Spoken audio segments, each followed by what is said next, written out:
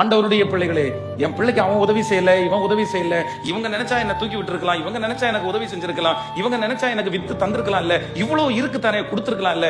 நான் நம்புறேன், ஒரு ஆண்டவருடைய பிள்ளை மட்டும் எப்பவுமே அப்படி நினைக்கவே கூடாது. நான் நம்புறேன், மனுஷன் உங்களை தூக்கி விட்டா சாகர வரைக்கும் நான் தான் தூக்கி விட்டேன் அப்படின்னு சொல்லுவாங்க. சிலரை உங்க சொந்தக்காரங்க, உங்களை சுத்தி இருக்கிறவங்க அவ்வளவு இருந்தும் உங்களுக்கு ஹெல்ப் பண்ணாம உங்களை தூக்கி விடாதது தீமை இல்லை, அது நன்மைன்னு நினைங்க. ஏன் அப்படின்னா, கர்த்தர் மட்டும்தான் உங்களை தூக்கி விடணும்னு நினைக்கிறாரு. ஆண்டவர் உங்களை தூக்கி விடணும்னு நினைக்கிறாரு.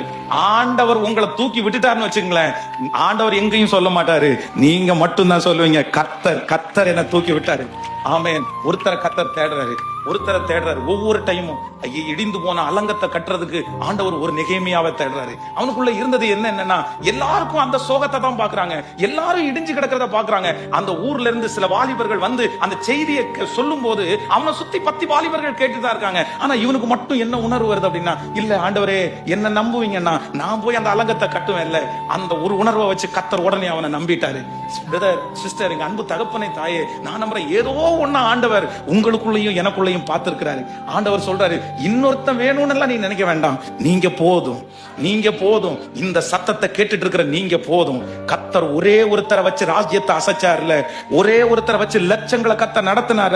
ஒரு மோசையை வச்சு 20 லட்சம் பேரை கர்த்தர் நடத்த முடியுமானால், ஒரு சின்ன பையனை வச்சு அவன் கையில இருக்கிற 5 அப்பத்தையும் 2 மீனையும் கொண்டு 15,000 பேருக்கு கர்த்தர் போஷிக்க முடியுமானால், இன்றைக்கு இந்த ஜெபத்துல வந்திருக்கிற உங்க ஒருத்தரை கொண்டு கர்த்தர் எவ்வளவு பெரிய காரியத்தை வேண்டும் என்றாலும் செய்வதற்கு கர்த்தர் வல்லவரா